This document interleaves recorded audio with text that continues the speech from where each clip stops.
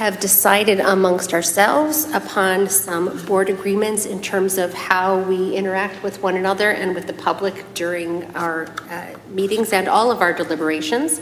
And they are to listen actively with no sidebars, respect people and ideas, presume positive intent, use electronic devices respectfully and stay engaged, listen to learn, not to defend, be brave, and be vulnerable. So those are the agreements that we as a board have committed to. So you are going to be hearing tonight about literacy in our district, where we are and what our plans are going forward. Among other things, you will also hear about some of the initiatives that we have been working on for the past couple of years. As a full district K-12, 2 years ago, the whole district, all the teachers and all the buildings, focused on something called positioning, which you'll hear about later. Last year, the focus was authentic tasks. This year, the focus is something called noticing. This is above and beyond, in addition to all of the things that we're doing for literacy and curriculum and skills and all of that. It's not instead of, it's in addition to. In order to best meet the needs of each of our students, it's important as classroom teachers for us to find a way to meaningfully connect the skills and content with the self of each child. And the positioning, the authentic tasks, and the noticing are keys to helping to make that magic happen. We don't want the students to just memorize it and spit it back out on a test and then they don't remember it the next week or the next year. We want to create environments within which our students are able to meaningfully connect with the content and own it forever.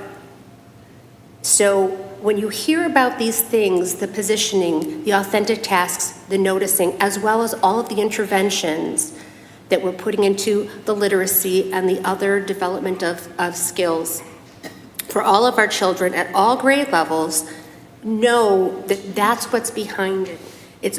It's all going into the mix of trying to help each child connect with the skill and content in meaningful ways so that the learning is permanent and so that each child is able to maximize their progress every year. That's our goal. You will see that reflected in our profile of a lifelong learner, which is our new North Star as a district. You will also see that reflected in the topics that our strategic planning committees are going to be addressing this year, and we welcome you, we invite you to join us in developing our future plan for our district by participating in those committees. I have a quote here that is one of my favorites by Jonathan Swift. Put my glasses on, maybe that'll help. Although men are accused of not knowing their own weakness, yet perhaps as few know their own strength. It is in men as in soils where sometimes there is a vein of gold which the owner knows not of, and in your nature there lies hidden rich mines of thought and purpose awaiting your development.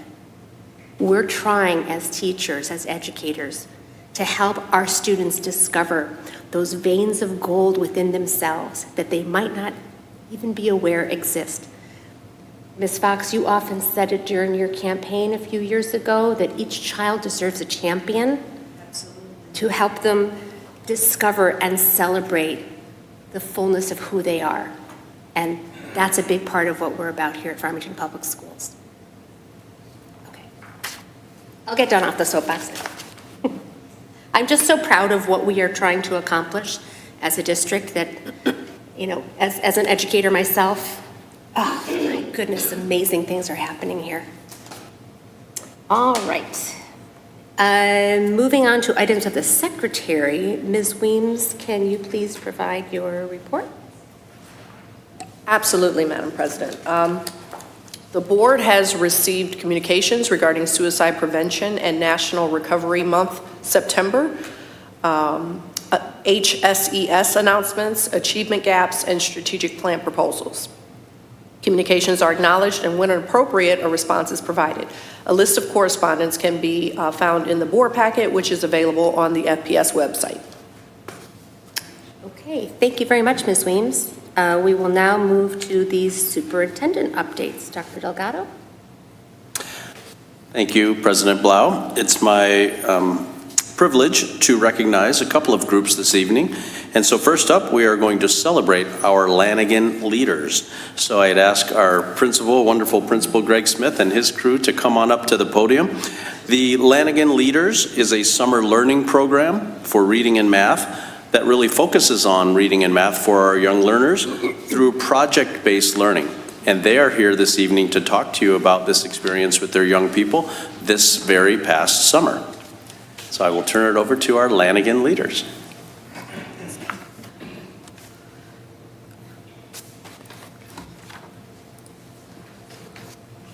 Hi. As I'm Angelina Lowe, I have Mr. Smith with me. I'm here. Mr. Trotta, Kevin Trotta, and Agnes Skritsky. I can never say your last name. We're part of our summer school learning team at Lanigan. As Dr. Delgado said, it's a program, it's our summer school program, and we really want to address student needs, but in a fun way, and make them excited to engage in learning. Our program goals were to engage our striving readers and mathematicians in project-based learning, position our leaders, or our learners at Lanigan for success, give students ownership in their learning within our school and our community, and build up our community garden and make it an engaging learning space for our students. Hello everyone, I'm Kevin Trotta, and just giving you some insight. This is my second year in Farmington, but first year doing summer school, and just talking to Angelina and just getting an idea for what is a project? And she said it's pretty open. So Agnes and I teamed up and we did the 4th and 5th grade, and we decided that we not only want to focus on academics, but on culinary skills with our kids too, because we had our community garden, we had Brooklyn's garden in the back, so we had cucumbers, and I just threw out the idea of what if we made pickles? And Agnes said we can do that, and we did. So she took them through how to make the brine, and then putting in the cucumbers, and then watching the process take place. And of course with that, just applying the math and reading skills with that. And so we just kept going with that. So then we did it with ketchup, we did it with salsa, and then we ended with appetizers, bruschetta, because we had some basil in the garden too. So and then on the last day we just had, as you can see in the pictures right here, we just had parents come in, people from the community come in. I know Angie Smith, you came in as well.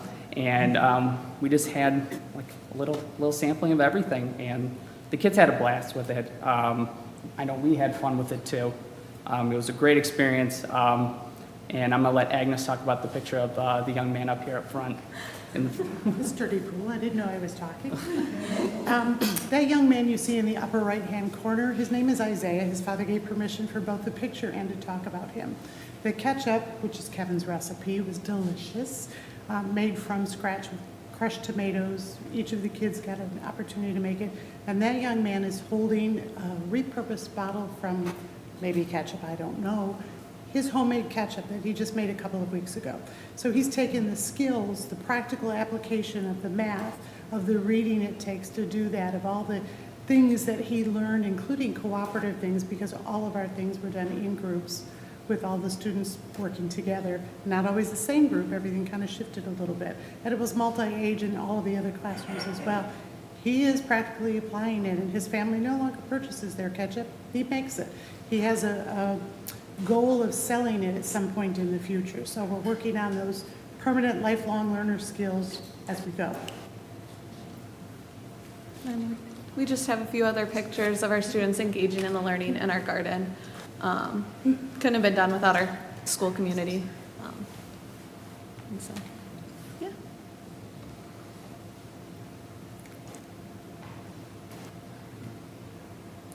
I think that's it. I'll end by just providing a bit more information around Brooklyn's Garden and why we got started with our summer learning. Brooklyn Jennings was a student that had passed away prior to me starting as principal at Lanigan Elementary. And it was important to a few of my fifth grade students that we did something to represent her. What I understood about her was that she was giving. And so we wanted to create a space of learning that would always give. And so we had our wonderful Lanigan staff. We had partners within the community, churches and other businesses and neighbors come out to give up their time to create this wonderful learning garden. So today we have Brooklyn's Learning Garden. The concept around our summer learning came because I was given a mandate. Hey, Mr. Smith, we've got to raise the achievement and the growth in the achievement at Lanigan Elementary. And as we were looking through the data, one of the things that we noticed is that that summer lag, the information that just happens to fall away from our babies' heads over the course of the summer seemed to be a lot larger at Lanigan Elementary than in other places. And so we came together and kind of built off of a framework that was already there. But the level of commitment from our Lanigan staff has just been incredible.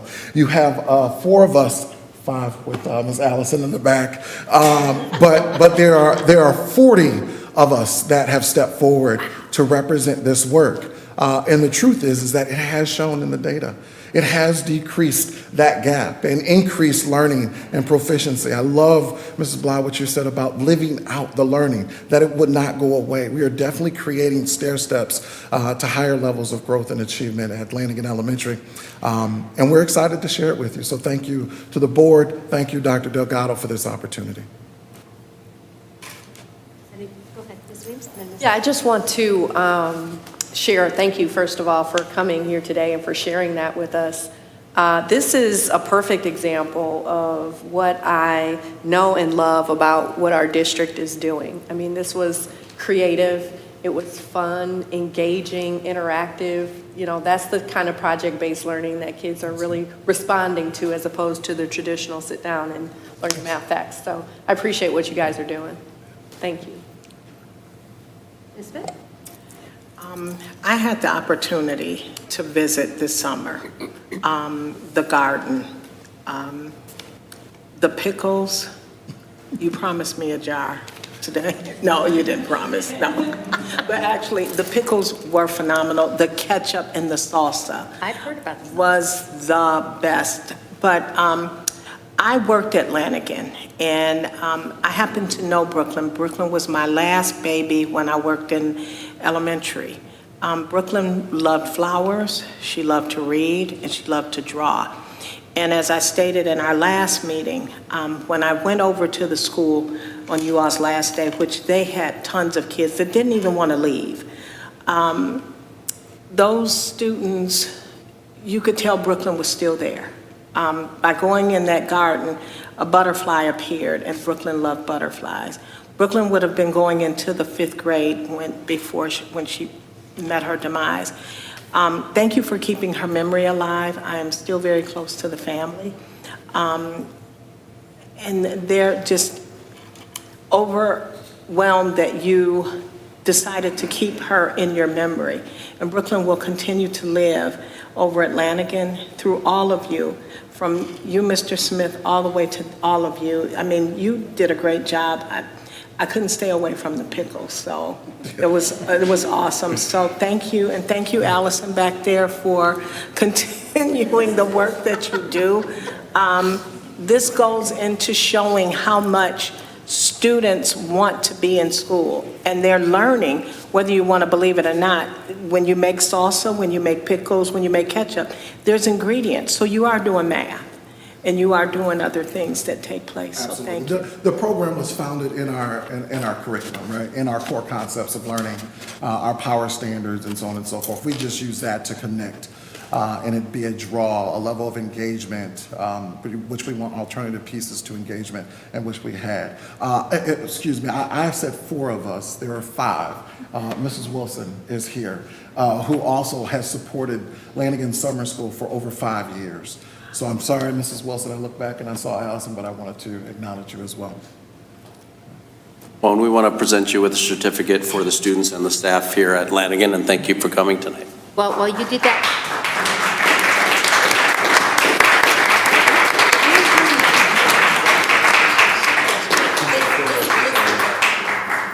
Ms. Heinrich, don't go away yet. Ms. Heinrich has something she'd like to say.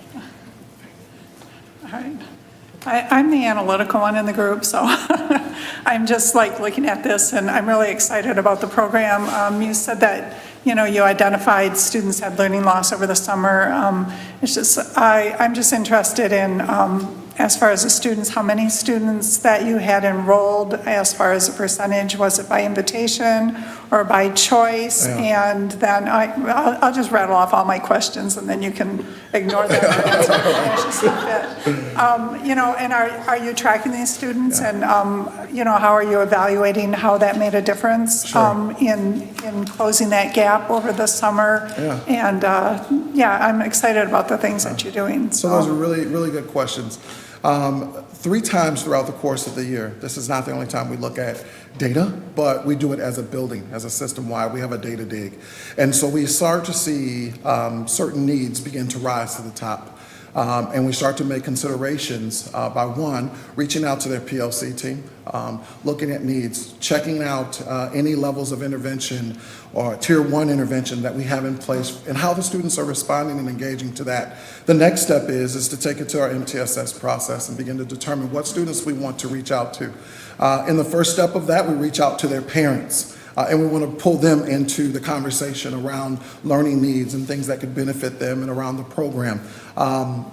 Following, the piece with their parents as we start to build out the program to fit the needs of our students. We know that we want to do project-based learning. We know what the data is telling us, and so we build out a program using our staff's gifts and talents to make sure that we can deliver in doing that.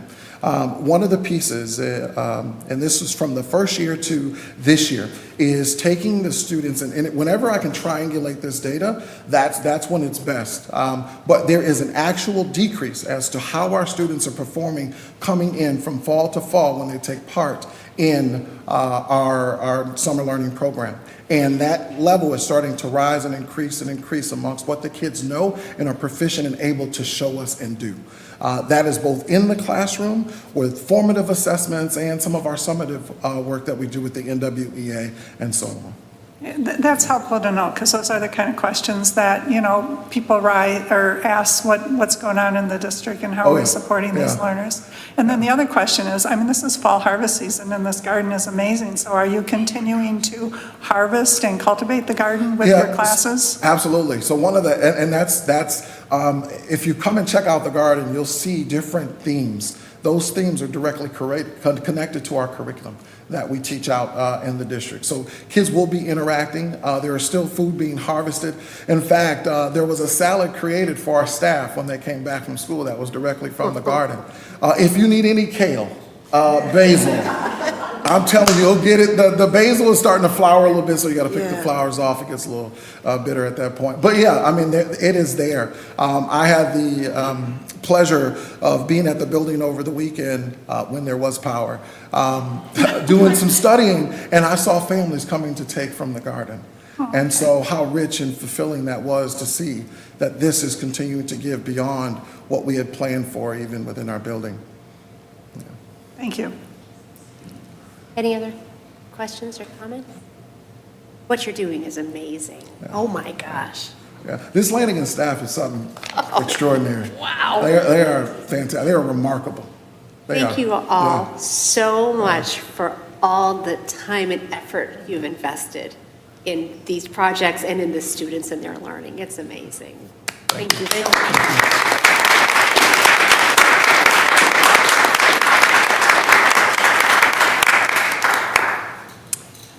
Next up, it's my pleasure to invite to the microphone Mrs. Diane Bauman, our wonderful Director of School Community Relations and Pupil Accounting. Good morning. It's a day after a holiday. Good evening. It is a great honor to introduce North Farmington High School this evening. The National PTA recognized North Farmington High School and the Parent Teacher Student Association, PTSA, as a 2021-2023 School of Excellence for their hard work and accomplishments in building a strong family-school partnership that enriches the educational experience and well-being of all the students. They join several other schools in our district that have won this over the years, But this year, they were only one of 3 in Michigan to be selected for this award. So we have Principal Joe Green, and we have one of the co-presidents, Treeman Jagdev, here this evening. If you would like to come up and talk about the award. And great, congratulations, it's awesome. Thank you.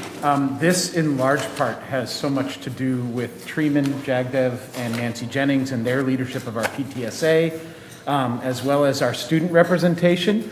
And so if I'm not putting you too much on the spot, I really do want to give you the chance to speak about this.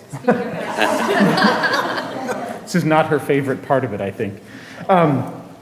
Treeman brought this idea forward, and it was a really nice way for us to generate strength behind the PTSA at North. North has an immense amount of parent involvement, but it's really atomized into our different booster groups, different teams. I mean, we have no shortage of parent involvement. It's missed this centralized piece, and Treeman has really put an immense amount of effort into making the PTSA something that's bringing all of that together and creating linkages throughout. And it really, really brought the student voice strongly into this. It organized and helped the building a ton, and this was an honor that I think helped solidify the North community. So I'm super grateful for Treeman's efforts and all the PTSA's efforts to build this, and I think it's going to draw more of our booster programs together under this one big umbrella. So it's a really tremendous honor for North, and I do want to afford you a chance to speak because you put so much energy into this. Thank you so much. So, like Diane said, we are not the first one to get the National School of Excellence, but there is one school who started this whole culture, and that is our Lanigan with Mr. Kaufman. So, when I was listening to them, it was like, oh, exciting. They are always the leader, it seems like. So, thank you. For the National School of Excellence, when we got to our North Farmington PTSA, the previous board and COVID happened, so all the things like we had to reinvent. And we were when we were thinking about reinventing how we want our school to go forward with the PTSA, we came up with different things. The challenges were like there was no communication platform among the parents, and we wanted more parents to be involved in PTSA. But that also, for that, I shamelessly reached out to everyone in the district, and we got support from Farmington High School and PTSA Council. So we focused on 3 things: increasing the communication, increasing our family engagement, and the student piece. So the real star for National PTSA, for this School of Excellence, was our students. She is our senior, Rani Dhiman. She came up with a couple of ideas that really boosted our application form, but she's not here, she's at work. So anybody who wants to go to Starbucks on 12 Mile Road right now, call her, 30% off on Starbucks. That's why she's there. So anyway, so she started with like mental wellness for the students program, and she started the esports club at both the schools. And she also started the monthly Teachers Appreciation Week. So from that perspective, she was able to focus on students' wellness and appreciating teachers. And we focused, like adults, we focused on the family engagement and bringing the communication.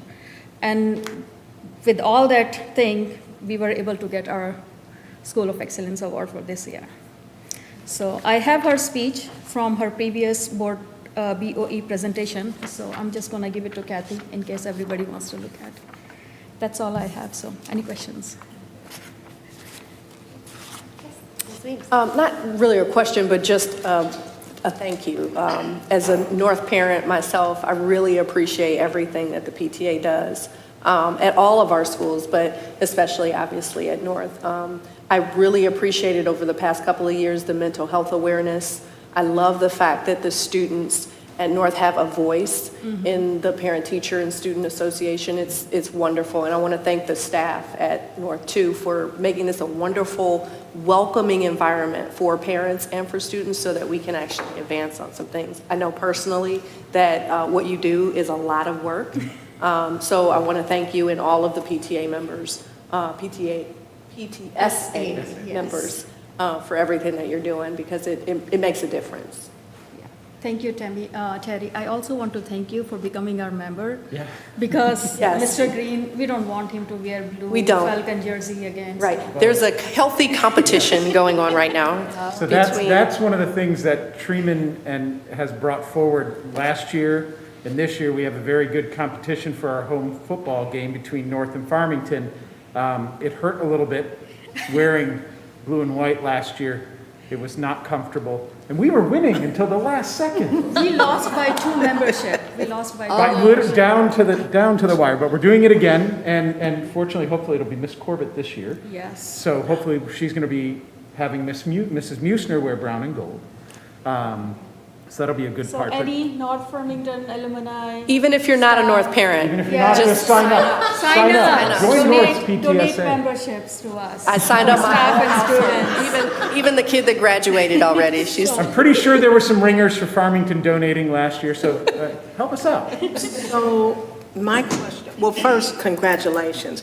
But as a former North parent and Farmington parent and a lifelong member of PTA, is there any way I can get a membership so that you won't have to wear blue and white?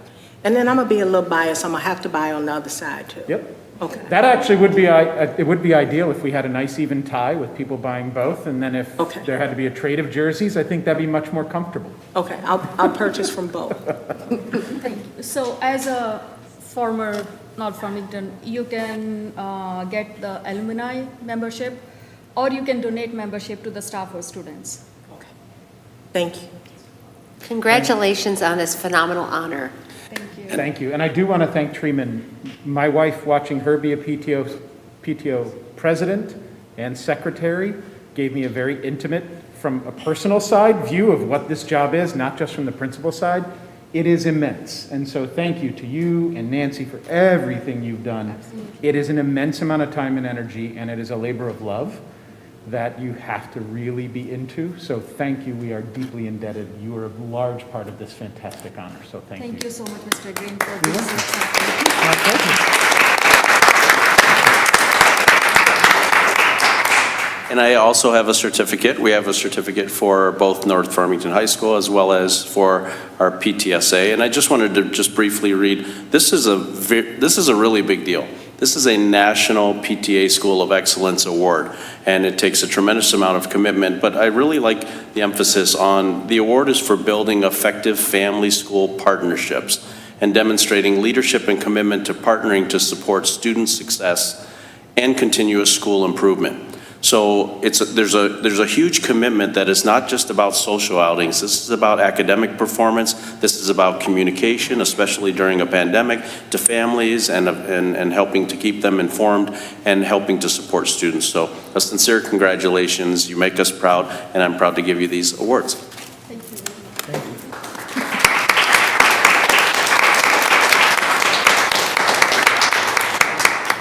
Thank you so much. Thank you so much.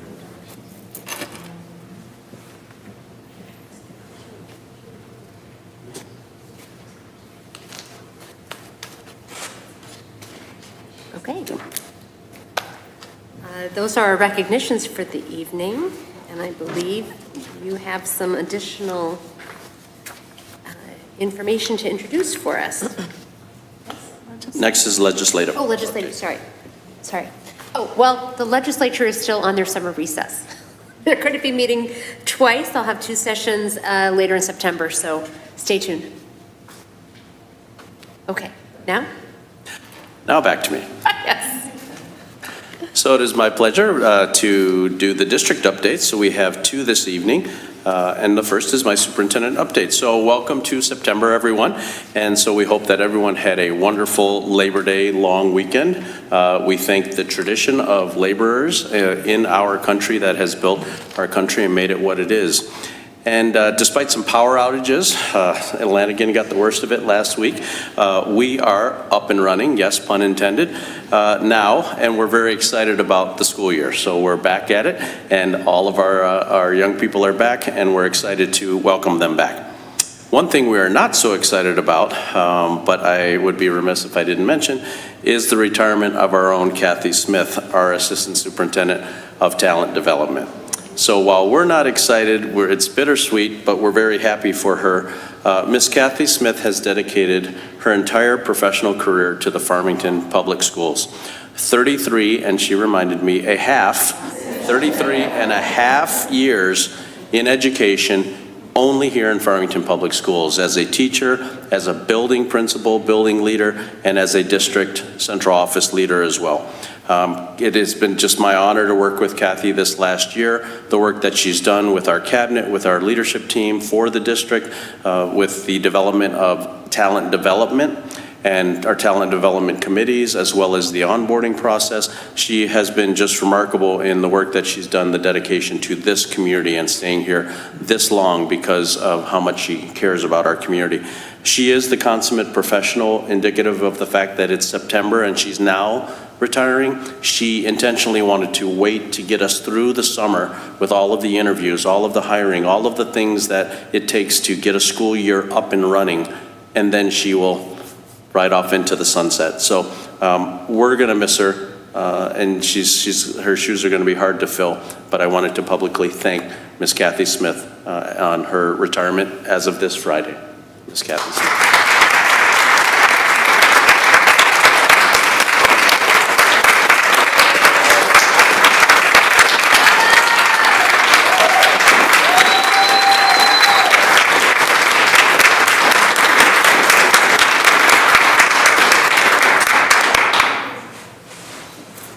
The podium is open if you'd like.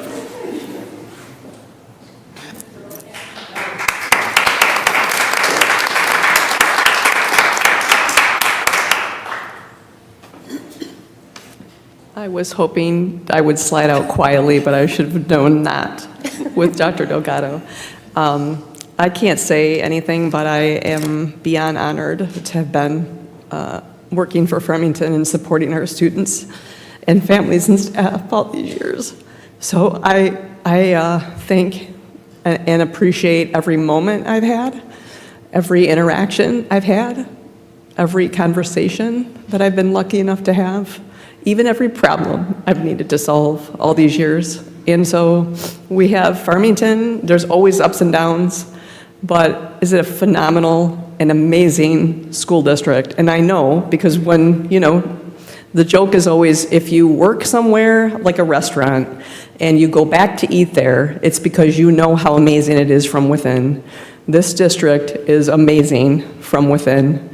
And we are in Lanigan and North, all of the buildings tonight, that's proof that we have just phenomenal people and staff and parents that are dedicated and love this district and do what they can, everything they can for our students. And I'm just proud to have been part of that all these years. And I thank you.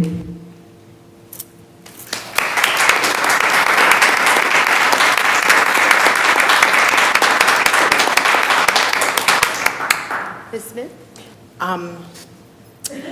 Kathy, I don't want to say Miss Smith, I want to say Kathy. Kathy, you have been phenomenal throughout the years. Knowing you as a building principal, because I've been here 26 years, but knowing you as a building principal and working in this district, as Dr. Delgado said, it will be hard to replace you. But it will be actually hard to replace anybody in our central cabinet. What people don't understand is we all have dinner together just before Tuesday night, on Tuesday nights, and it becomes a family, even if you don't eat. We are a family. We get to know each other. We get to have those conversations. We talk about our children. We talk about our pets. We talk about everything. And we're going to really miss you around here. It's going to be hard to replace you. And as Dr. Delgado said, you came in 30 plus years, but now you're leaving when we're doing some really great things and with a great cabinet. So as he said, you're riding off in the sunset. Hopefully it's on a Harley. Have fun, enjoy, stay in touch, and know that you are loved and will be missed, and you are one of Farmington's finest. Thank you. Mrs. Smith, I want to just very quickly offer my congratulations to you. I met you about a decade ago as the principal of Wood Creek, and I just found you to be an incredibly caring person, and I really love that about you, and I'm just glad that you have had this experience. I'm benefiting from it, had benefited from it over the past 33 years, and I really look forward to a great retirement for you. I hope you definitely earned it. So just offering my congratulations to you and a sincere thank you for everything that you've done for our district. Anyone else? Thank you so much from the bottom of our hearts. Go have fun now. Thank you so much. So 2 more items for me in my update. As was mentioned, Ms. Weems read in the correspondence, September is Suicide Prevention and National Recovery Month, and this very week, September 4th through September 10th, is National Suicide Prevention Week. And so we encourage all of us to look out for each other, to look for the signs, to report anything, anyone in need, whether it's a friend, whether it's a colleague, whether it's yourself, to reach out. The schools have a tremendous amount of resources that we can support families and support students, and also provide referrals to help people get the support that they need. And so in this week and every other week, we look to take care of our young people and to take care of each other. So let's keep that in mind and keep it on our minds and on our hearts as we think about Suicide Prevention and Recovery Week. And finally, just to mention, we have up on the November ballot, we have a restoration millage that restores and maintains our operating funds. This is called the Headley Restoration Millage. So just as information for our community, this is a millage proposal that does not increase property taxes on homes. This tax only applies to non-homestead properties. So non-homestead properties are things like our commercial businesses, our rental properties, vacant land, and second home properties. The money the district receives from this non-homestead millage supports the day-to-day operations of the district, including staffing. We're going out this November because we had a rollback that goes below the 18 mills that we're allowed to levy our non-homestead tax payers. So this would amount to an $878,000 loss for Farmington Public Schools in this school year, the 22-23 school year, and it will grow each year. And so we're coming back to the voters to ask not only for this restoration of it's 0.6152 mills, which would get us back up to the 18, which school districts are allowed to levy, and then asking for another mill. So it's a 1.6152, which would give us a buffer should we have a rollback in subsequent years.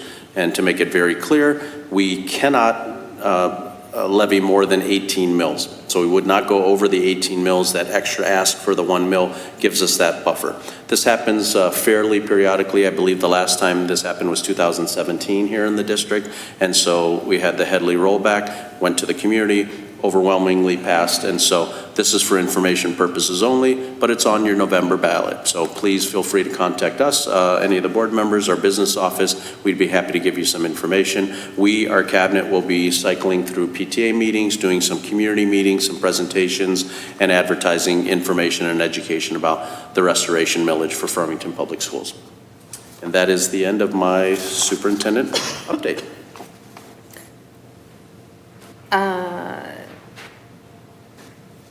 Okay. And I am ready for the next, if you're ready for me. Yes, I am ready for you. All right. Yes.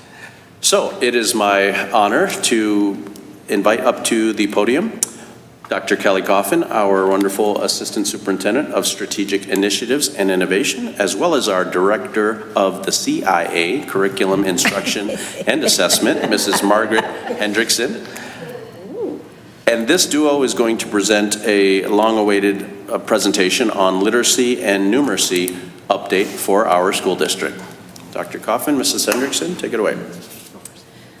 All right, good evening, everyone. Long awaited, yes, maybe, but data was just released not less than a week ago. So appreciate your patience on all of that. So Today, what we're going to talk about, we really have 3 goals for this presentation.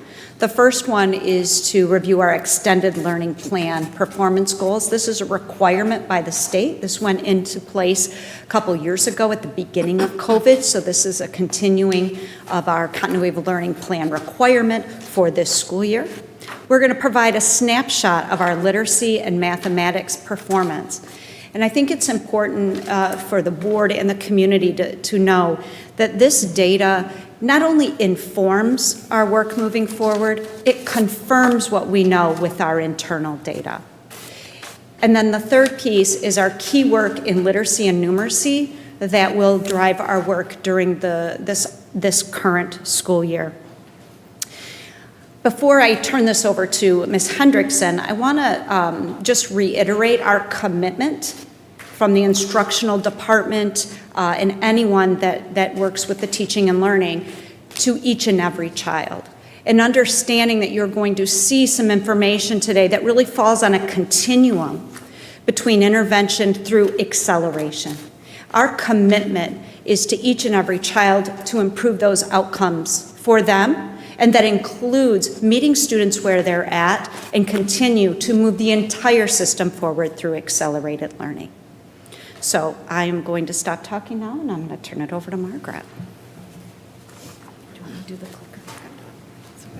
As Dr. Coffin indicated, that we do each year have to confirm our extended learning plan goals that we put into plan under Section 98B. We're continuing to work in the area of literacy and mathematics, and we're continuing to work and progress monitor our students' growth in both of those areas. We currently use NWA as our benchmark assessment that we are also required to administer as part of this plan to monitor where students are fall to winter and fall to spring. And as the board would remember, we then come back to you in February and June and report out on the goals. Oops, I'm hitting the wrong button. That's okay. As we think about using NWA as a way to progress monitor our goals, we also have other local embedded assessments as well as our state data that can help us get a snapshot of where we are with literacy and numeracy. So we're going to go through just a couple small components. The data was released to us last week, as well as the state data, and we're looking for some additional data to come from the county, but we will have some of that for you today. So we envision this data as of 2022 as serving as a baseline for us, because it's our first assessment where we've had students in person full year, outside of our students that chose to be remote last year or virtual, and where we see over 95% of our students tested. Recall last year, we had fewer students who assessed. And so we have this is more of a baseline set of data than last year. But some neat pieces to note, as we looked back to 2019, pre-COVID, we've noticed that if we look at our performance, grades 3 through 7 combined, in both literacy and mathematics, we're actually performing higher across those grade bands today than we were in 2019, pre-COVID. And I appreciate each and every teacher that put forward their work in their classroom, their own professional learning, to really ensure that we were starting where our students were at the beginning of last year to move them to where they were at the end of last year. There are 2 key grade levels which stood out for us. We know at grade 3, which is the Read Write by grade 3 bill, where we take a look at where our students' performance is on M-STEP. We performed 2% higher this last spring than we did in 2019, which really indicates holding our own and responding to where our students were coming out of the disruption, as some would say, in education during that time. Also, PSAT is given at the 8th grade. That's another critical transition year for students, going from 6th, 7th, and 8th, where we moved from M-STEP data to PSAT. Our PSAT data at the 8th grade in literacy is the same as it was in 2019. There are some areas where we did not maintain or increase, but those are areas that we knew as a result of our NWA data that were some areas that we would need to work on. Can I say one thing? And so I just want to highlight too, for the board and the community, Farmington was one of those school districts that was able to our scores are relatively stable or the same or above where we were in 2019. Not all districts were able to say that. So I think it's really important for the community to know that we're very proud, not that we don't have work to do, but we're very proud of where we were able to start now this school year. As we take a look at some points of comparison, it's always good to see where we sit within the county. And we are, in most data point comparisons, at or above the county. So when we sit back and do our data look, we look at each subject area by grade level, each subject area grade banded, like grade band 3-5 or grade band 6-8. And what we noticed in 12 out of those 16 comparisons, we were at or above the county. There were 2 areas in mathematics, in SAT and M-STEP grade 5, where we were a little bit lower than 1% below the county, and then grade ELA and math grade 6, we were 5% below in math and ELA. So some work to be done, but to see 12 out of 16 of our points of comparisons to be at or above the county, we felt that showed a lot of the effort that our buildings and teachers are doing each and every day. Again, looking at that grade 3 and the grade 8 is a really important comparison. Proud to say that we were 7% higher than the county for grade 3, for that read by 3rd grade law, as well as at that 8th grade literacy point, which is a very critical point. We were 5% higher than the county. Again, a testament to the work in the classrooms and the additional support and professional development that's been going on in those areas over the last year. Dr. Coffin indicated that this will inform our work, but also confirms what we understand about our relative areas of strength and our relative areas of improvement that we need to work on that set up our literacy and math work for this year. And you can see that through a couple data snapshots that I'll share with you right now. You're seeing here is our SAT grade 11. You'll notice that evidence-based reading and writing, which is literacy, that's what the SAT calls the assessment, is a relative strength as compared to mathematics at the high school level. Not that 60% and 38%, which is in blues, Farmington, isn't where we want to sit. We want to continue to move and grow those further, but we do notice that literacy is a relative strength to mathematics, with work to be done in both areas. When we look at our PSAT grade 8, that data that I just spoke to, 72% of our students were proficient in evidence-based reading and writing as compared to 45 for mathematics. Again, literacy is a relative strength. Math has been a known area of improvement, and we have some things we're putting in place as we move into this year. And we continue to be above in both of these areas, grade 11, grade 8. Not only are we at the county, or at the county, we are above the state. M-STEP is given in grades 3 through 7 in ELA and grades 3 through 7 in mathematics. You'll notice that in those areas, your ELA and math are relatively similar in terms of our performance, again, at the county and above the state. Still areas for us to grow. That last data set was looking at grades 3 through 7 combined in ELA and mathematics, and here you see the grades 3 through 7 broken out by grade level. All those areas in green are above or at the state. I'm sorry, above and at the county.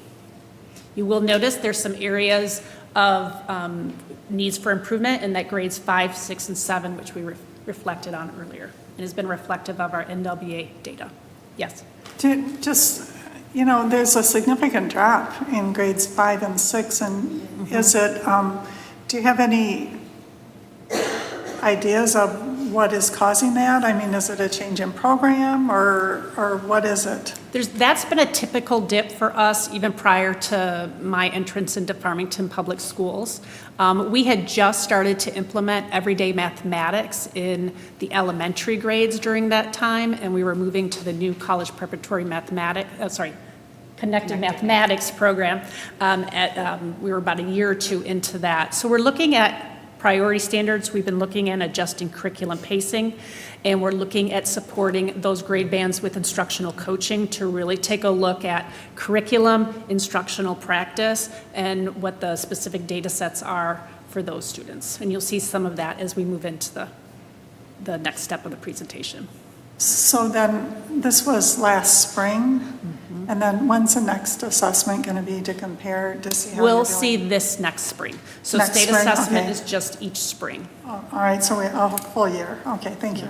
But we'll progress monitor that with our NWA data, which is fall, winter, and spring, which is the benefit of having that NWA data layered on top of our state data. Yeah, I picked up on what you said. It confirms what we know about our internal data. So, Yep. and thanks to our board workshops on understanding data, that makes perfect sense now that you're actually assessing internally using those things and confirming what you know. So I think that's a key point. I just want to highlight that again for you. Yes, thank you for that. And really, what is important as we continue to look at data is the response to the data. How does it inform the work that we're doing? Each year, we construct a plan for the next year as to where our area of focuses are to continue to grow.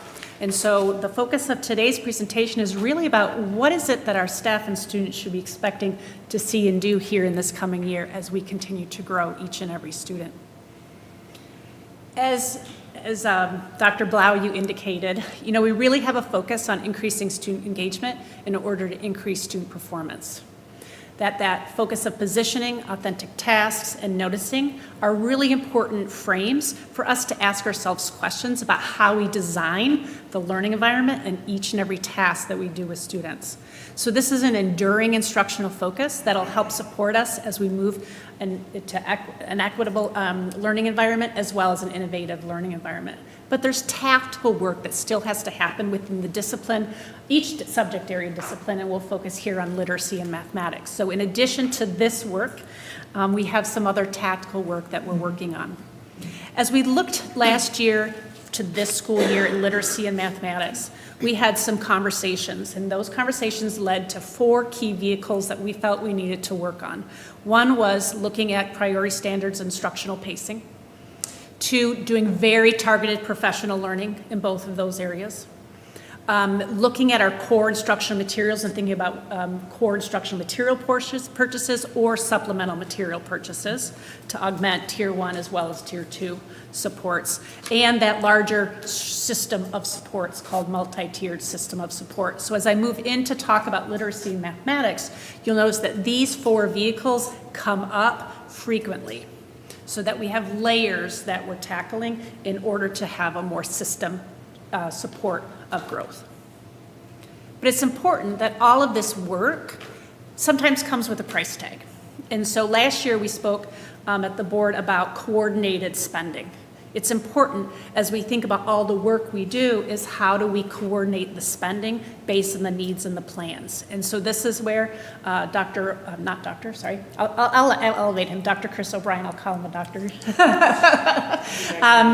collaborates with us a lot on what are the instructional needs and then how do we coordinate spending with all the state and federal grants. So some of this work that you're going to see is significantly funded by COVID dollars, Title II, 31A type dollars. So we're working across our different funding sources. Okay. So I'm going to start with literacy. Elementary literacy, you're going to see some specific work around how do we strengthen our foundational skill instruction. Foundational skill is kind of like how do you break the code of letters, sounds, and words to support reading and writing. We have a key target around using a variety of text in the classroom for both core, intervention, and acceleration, as well as building internal systems of supports, and that connects to the MTSS vehicle that I mentioned earlier. At the secondary, we've been really focusing on reviewing our instructional model alongside professional development and the integration of rich text into the classroom, as well as internal system of supports. Yes? Can you just expand a little bit what internal systems of support You will see are? you'll see examples of that here in a moment. Okay. Yep, okay. So these are just the target areas. Now for looking at the specific plans, we'll look at elementary and then we'll look at secondary. So for this coming school year, in fact, this work actually is an extension of work we already started last year. So we put the work in over the summer to clarify our scope and sequence for foundational skills. Again, those are those skills we build in K1, 2, dipping into grade 3 to really teach kids the code around words, sounds, and letters. And it's been proven that if you can focus there, you increase reading and writing performance. So we've been revising that scope and sequence and starting to implement over the last 2 years core phonics surveys so we can assess these critical skills and see where our students are at in response to instruction. So in order to support that foundational skill scope and sequence, we've actually been purchasing supplemental materials for use in our classrooms and doing targeted professional development around those resources with our staff. And I give a lot of credit to the volume of staff last year who participated in either in-person, synchronous, and or asynchronous professional development around these concepts of foundational skills. Between the PD last year, the optional PD this summer, and the continued work this year, all staff will be trained on these foundational skills and the core resources.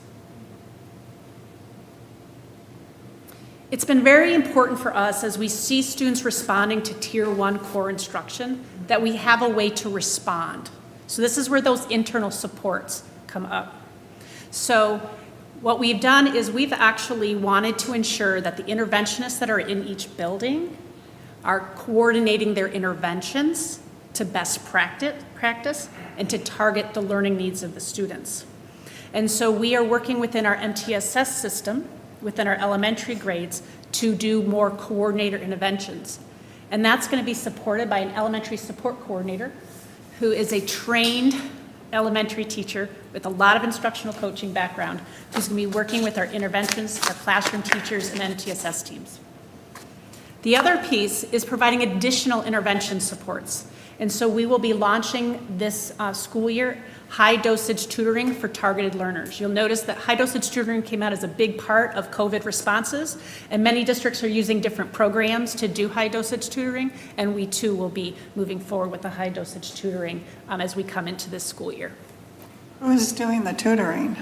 So there's a couple different models, and so our interventionists can be trained, and it can happen during the school day at the elementary. We also can have either interventionists and or Farmington staff do it after school. And what a lot of these programs have is they actually have their own tutors behind their programming. So some can do it in person and some can do it remote. And that actually creates flexibility for parents as well and for their students. And so it can be a combination of internal and external individuals supporting that high dosage tutoring. It's not just someone shows up and receives tutoring.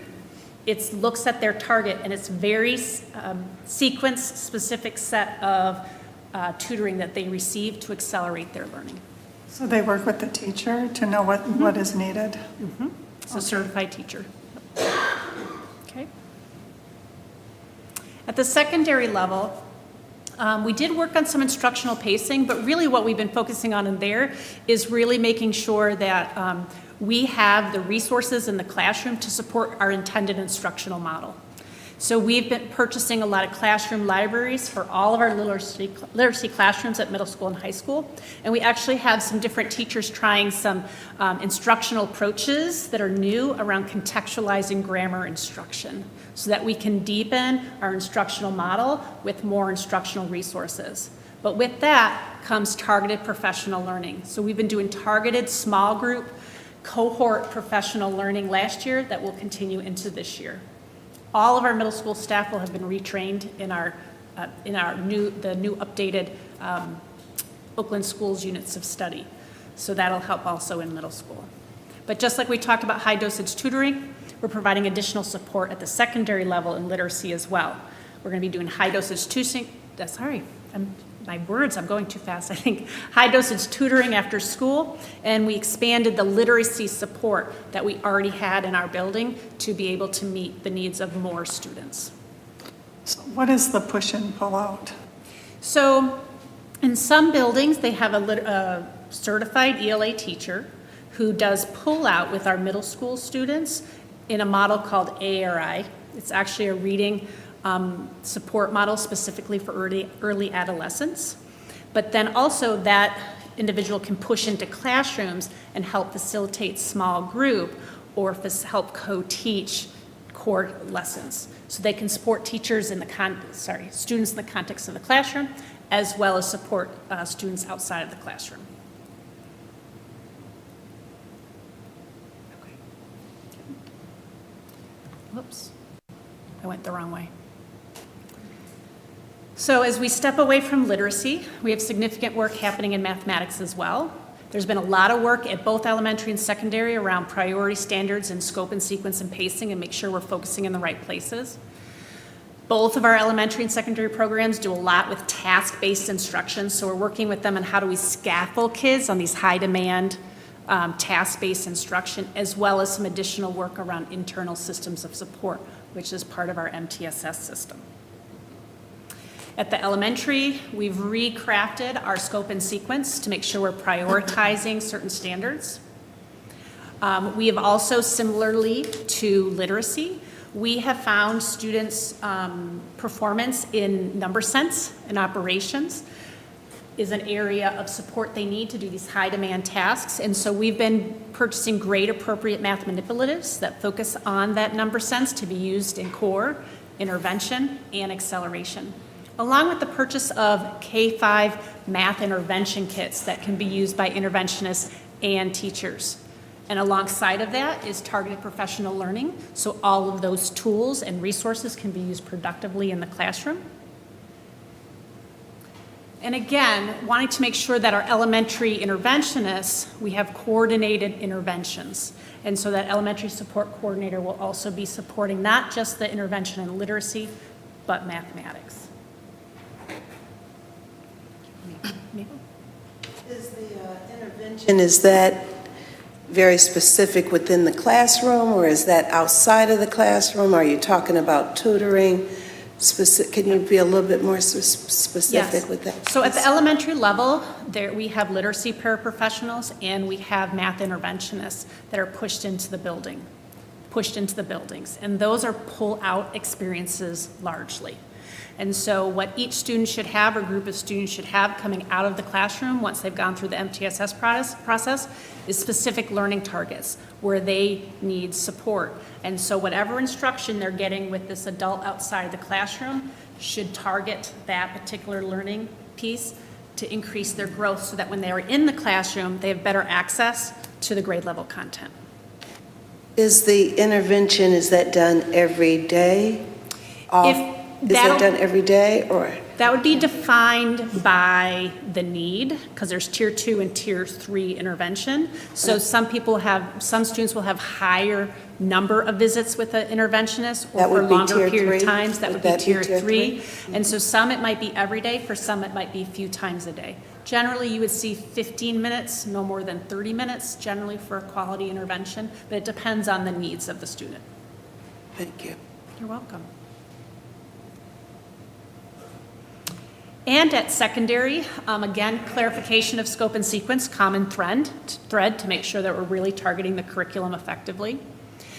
At the middle school and high school level, this year will be an intense focus on coaching supports for our Algebra 1 teachers, as well as all of our middle school teachers and math support teachers at the middle school. We've been doing cohorts of professional learning around a book called Deep Thinking Classrooms. And we've done onboarding of all our new staff with our new math program this summer.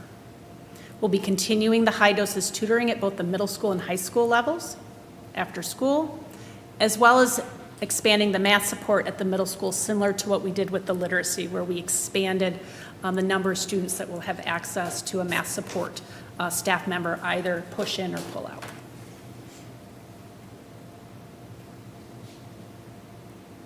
Questions? Madam President, I see some hands. Will there be support for the staff throughout the year that took the training that you all are on? So just in case they're like overwhelmed or they're struggling with the student, or some students that just seem not to be latching on, or will there be support for that staff as well as more students if they're looking like they're just not grasping it? So one of the important pieces moving into this school year with the core teachers and the math support people, as well as literacy, is the ongoing coaching support, either by our secondary instructional coaches or our curriculum coordinators that also go in and support and help them. So the idea is to give them onboarding, for example, in this case, the new staff members, but then continued support throughout the year. I have one more question. This is a little bit off step from what we're talking about right now, but I've noticed that we have a number of youngsters, which is wonderful, who are 8th graders and they are taking geometry. Can you give me or give us a process? Do they get their, like, for example, their test scores are advanced and they get to that level?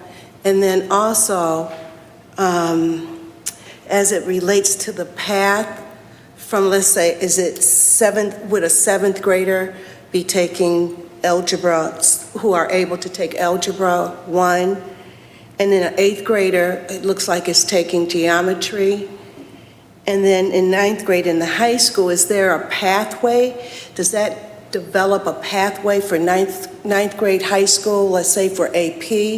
I mean, what are your thoughts about how this is working? Yeah, so great questions. Yes, they have the opportunity to complete an assessment. So we do have 7th graders who take honors geometry. So it's but making sure we're meeting their needs where they're at. But there absolutely is a pathway. We have multiple options. AP is part of that, but also some of our other traditional math programs and other math electives that they can take. So, you know, we support the students in a variety of ways at our high school. I mean, we sometimes will have students who are above calc going to a university and taking courses too. So, but it is on, where their readiness is, they have the opportunity to assess, and then we support them through that accelerated process in math. So can I just ask, what is the assessment? Are you using state standardized tests or classroom assessment? It depends on the grade level and the course. So NWA data tells us a lot about a student, and so we will often look at NWA data as well as an internal assessment that we've created at the central office level that assesses the content for the grade level that a student is seeking to skip. Thank you. When we're thinking about middle school and high school. Yeah. Are we encouraging more 7th graders to take honors English or honors geometry classes throughout the district? So that's one area that we are looking at as far as how is our mathematical instruction looking, and how do we continue to accelerate throughout elementary and middle school. So right now, it's not consistent, so we're trying to figure out how to offer those opportunities to ensure that mathematics is kind of unique. We don't want them to skip over critical content because that can kind of catch them up later on. So we want to make sure that it's both. They have those skills and those foundations and then are able to move at their pace. Thank you. Yes. So I've got some comments and some questions in here, but I don't expect the questions to be answered now. I want us to give some thought to them. So this student growth and student proficiency is like arguably one of the most important things that, we should be focused on. So I'm really glad that we're spending and devoting more and more of our agenda to this, and also our retreats on a quarterly basis to data review. So I'm happy about that. I'm proud too of the growth that we're seeing from 2019, from pre-pandemic. That actually surprised me. I'm really happy to see that. I'm also happy that we're acknowledging that this data is also showing us something. Yeah. That there's more work that we need to do, more work obviously that needs to be done. What I would like to understand a bit more is when we obviously want our students to grow, and we want them to, grow into our profile of a lifelong learner. What is an appropriate benchmark for growth? So we say we want them to grow. Is 5% growth good? Is 10% growth good? Like, do we have a target, or should we be giving some consideration to whether we want to have a target. So not an answer I expect to have today, but something I want us to give some thought to. Similarly, when it comes to proficiency, do we know enough about our students to understand whether all of our students are going to be proficient, right? We have differently abled learners as well, so I wouldn't expect 100% of our students to ever become proficient, but what is a good number, and does that depend on our students? Is 50% good, 70% good? Like, what is an appropriate benchmark? I want us to give some thought to that. I love that our work is intentional.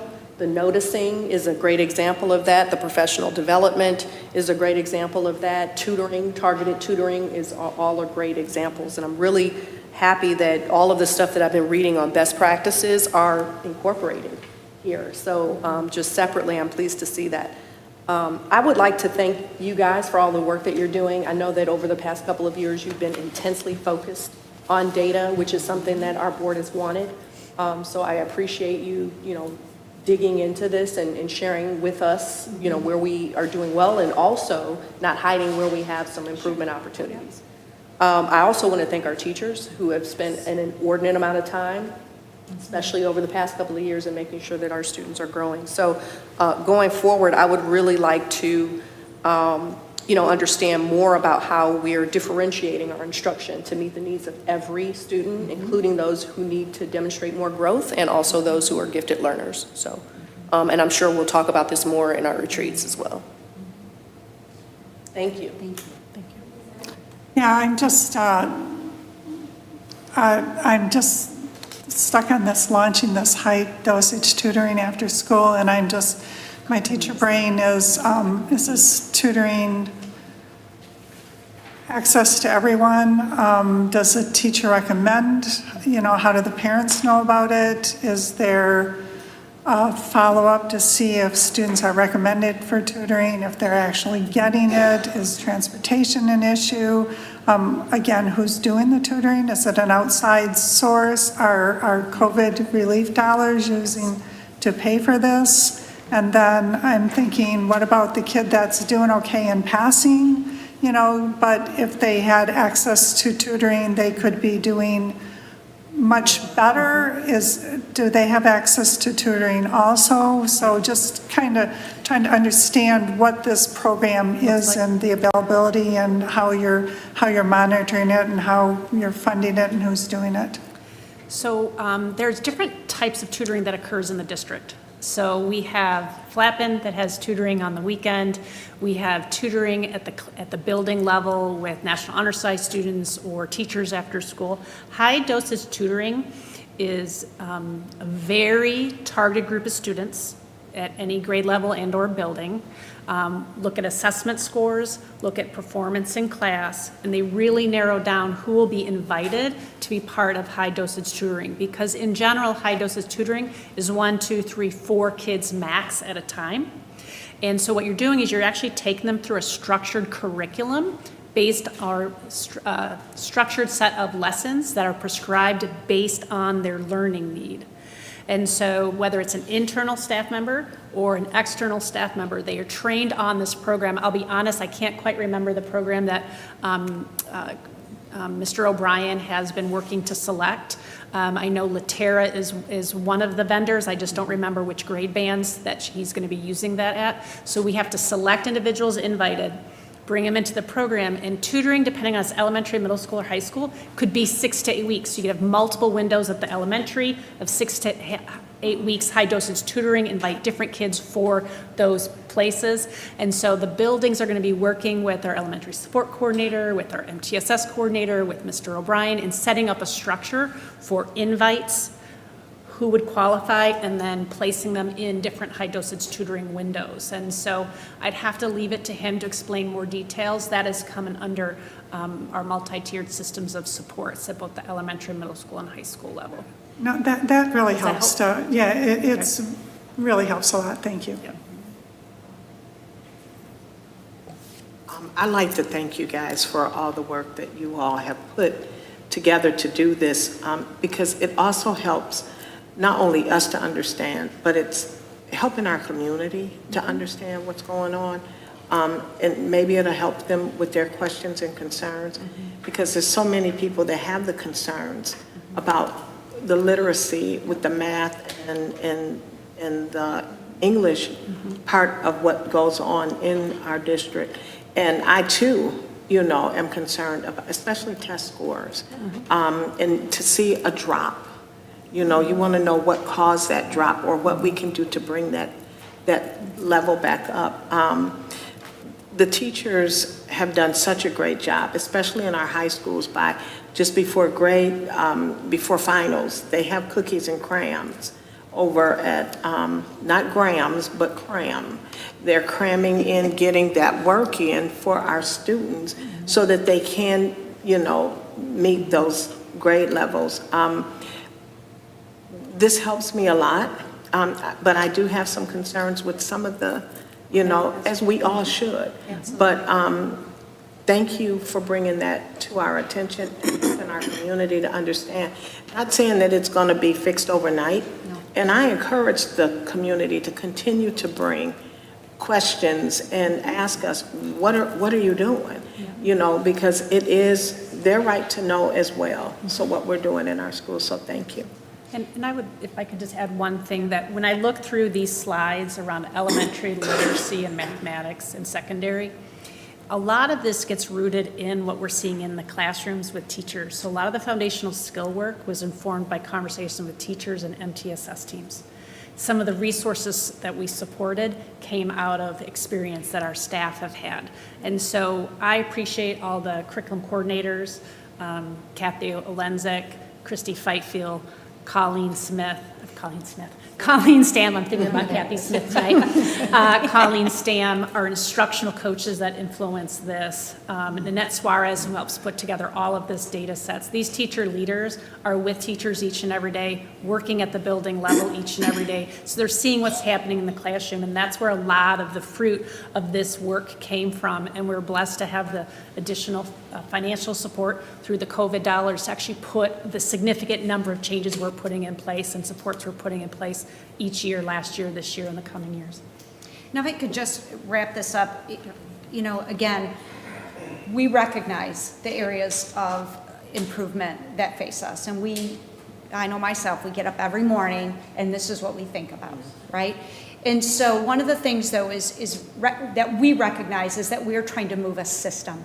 And the system moves not just through intervention or support for kids who are struggling, but through that acceleration. And that's going to be a significant focus for us. And the reason why we can focus on this now is that you saw a lot of things in here. We have coordinated interventions now at the elementary schools. We have a person that's going to support so that we can ensure that these are research-based best practice interventions with our students for the appropriate amount of times.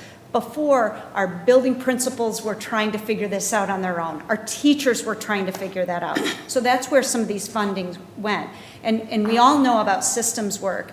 If we're not all heading in the same direction, if our resources are scattered all over, we're not going to see the outcomes that we want for each and every child. So this was our first step in sharing with the board and the community that we are aligning our resources through our Director of Student Support Services department, through the Curriculum Instruction and Assessment department, through our investment in professional development, our teachers, through our investment in leadership, in building level leaders, through, Margaret and I will be doing walkthroughs with our principals on what do we look for that improves instruction, improves outcomes for kids through quality instruction. And so really taking time to invest in those people closest to the work, while we at the central office level align our resources to ensure that we start to move this system forward. Thank you. Yes. Any other questions? Thank you so much. This was very informative. It's exciting to hear that our district is on top of the needs of our students, especially coming out of our 2 years of COVID influenced or COVID impacted learning. And I thank all of our teachers and our central office staff for all of the hard work that you're doing to help move our kids forward. Thank you. Okay. Reports from board committees, we don't really have them yet because you are, we haven't started our new board committees yet, but I have those for you, so I'll pass those out to you.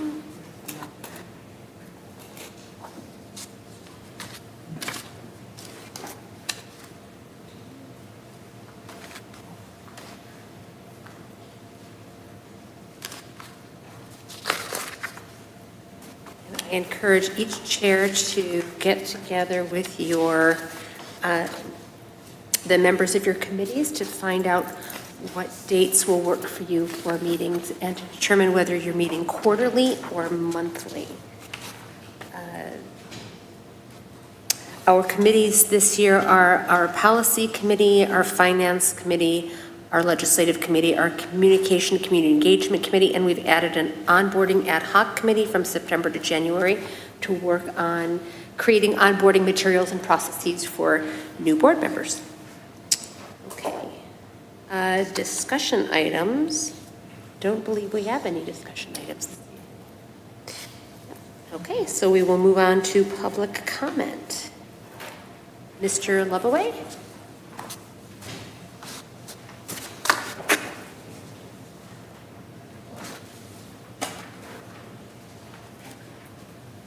Good evening, sir. Good evening. I've got a couple of things. I'm going to try and limit myself to 3 minutes. My first one is intended to provoke discussion, and it starts off with my question, which is, does this board oppress black students? And I'm a numbers guy, so what I do is I look at statistics. And when I look at the statistics, as these people have done an excellent job of looking at them, I say, well, what isn't working? I know what's working. I think, and so what I wanted to do was say, 2 years ago, Farmington Public Schools proclaimed that the greater Farmington community is racist, and the board said it would ensure the full participation of people of color in district education to offset this racism. And what's the reality? Only 19% of black Farmington students are ready for college, compared to 48% of all Farmington students, a gap that has existed for many years. Farmington residents asked Farmington schools to close the black student reading and math gaps within 3 years. That's not going to happen. In this discussion, I heard a lot of talk about improvements, but I didn't hear anybody saying, we're going to do this, we're going to do it by this date. Farmington schools will not commit to any timeline, that's essential, saying someday Farmington schools will eliminate achievement gaps altogether. Someday, Farmington will implement research best practices. In the meantime, we will continually monitor progress. That wouldn't cut it in the real world, the business world. Set a date, get it done, and report your progress. And probably use up the last one at a time. I was fortunate enough to go to London in July with my family. And as I got on the various tubes and trains, they had a sign in front of all of the entranceways, the doors, and it said, "Mind the gap." I would like to ask you to pay attention to this gap. I mentioned this particular gap because it is so grossly obvious. This should apply to all the gaps. So I am asking you to mind the gap. Thank you, Mr. Lovaway. Mr. Greenstein? I apologize for being a bit rambling because I didn't prepare a speech because I wanted to hear a presentation. And I certainly want to compliment the presenters on talking about the big scope of things. But from my world, which is the world of engineering and automobile companies, I was not impressed. Why is that? First of all, we didn't talk about hard data. We talk about variables data. Well, we're going to be this much better than where we were last, or we're this much better than the Oakland schools. Well, the Oakland schools, our performance is abysmal.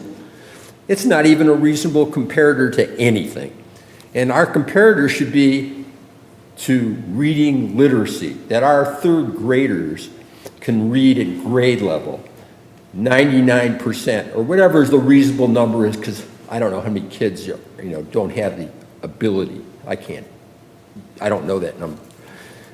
As I said last time, all the kids coming out of high school should be at grade level 12, reading level, again, with the same caveat. And I hear nothing that's, as Mr. Lovaway pointed out, as to where the goals are. When I had to do work, we'd have things called stretch goals. Yeah, maybe we didn't meet them, but we tried. I don't know where the stretch goal is. I don't even know where the real goal is, because the goal should be at reading level, not a 5% improvement. And the other point is, I haven't heard anything about what's the root cause. This has been going on for a long time. I'm not an educator. I don't know all the issues, but I expect to be able to hear what the root cause is, or multiple root causes, if you will, and then how the interventions are going to fix it. Certainly, one-on-one tutoring is helpful, but I didn't hear, is this for 500 kids or 100 kids? What's it going to cost? How's it going to be covered in a budget? We have a lot if we're going to fix this problem, we need a lot more detail than was presented. And again, I'm not trying to criticize it. It's easy for me to sit and say all this, but from where my world is, where I had to work, this doesn't cut it, because we don't have the detail of the cause. We're comparing ourselves to a relative comparison that's unacceptable. I mean, even Bloomfield Hills with 23% illiteracy is unacceptable. So we're at 41%, I believe, in 2019. And incremental improvement, that's nice, but we need major improvement. And we need a plan to get there. And yes, we're not going to get there in 1 year. Maybe it's 3 years. And who are the consultants that we're bringing in? Not one consultant, but multiple consultants that have done this. Thank you for your comments. That's been your time. Thank you, Mr. Greenstein. Sorry. Carmen Francis? Thank you. I'm not going to take much of your time. I just wanted to talk about bringing financial literacy to our public school. So I addressed this before a couple years ago, and it's been thrown out. So I'm doing it again today. And what I've done was I took my 30 years of knowledge and put it into a book that teach financial literacy to 6th grade through 8th graders. So I know they have programs after school, so I'm asking you guys to consider implementing a program that will help teach financial literacy to young people. Because at the end of the year, when they graduate from high school, they don't know anything about financial, how to balance their checkbook, how credit works, or what needs and wants are. So my program, my boot camp that I'm implementing teaches banking, basic banking, needs versus want, and how to budget. And it's all in the book. So if you guys would consider adding a program to your public school. Did you know that last year some legislation was passed that is going to require financial literacy? Yes. Yes, and I was very excited, so I just wanted to bring that to the board. Thank you. All right, thank you. Is there any other public comment? Seeing no further public comment, it is now closed. Action items. Okay. We've got the Farmington Community School abatement recommendation approval. Is there a motion?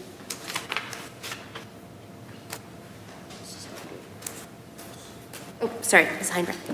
Thank you. I move that the Board of Education award the abatement work at Farmington Community School to environmental maintenance engineers in the amount of $56,300.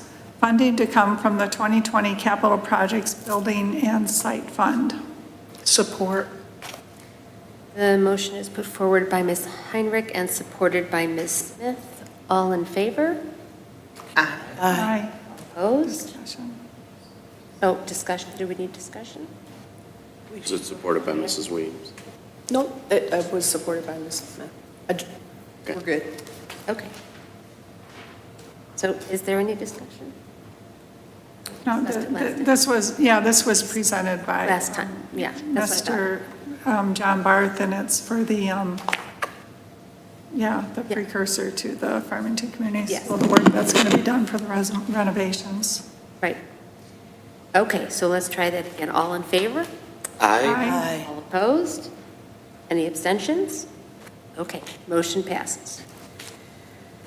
The MASB Delegate Assembly Designates, we are in need of selecting one of our board members who will be at the MASB Annual Leadership Conference in Traverse City in October 20th through 22nd. To serve as a voting delegate on behalf of the Farmington Public School Board. We are going to table this to our next meeting so that we can find out which of us will be available to attend that conference. Okay. Consent agenda. We need an approval of the minutes. Do I hear a motion? I move that we approve the consent agenda from June 7th, 2022, which includes the approval of minutes from the August 16th regular meeting and August 27th board retreat. Is there a second? Support. Ms. Weems puts forward that motion to approve the minutes of both the regular and board retreat meetings, seconded by Mr. Rich. All in favor? Aye. All opposed? Any abstentions? Motion passes. Thank you. Do we have any reports from board representatives? I believe not yet. Too early in the school year. All right, any recommendations for future agenda items?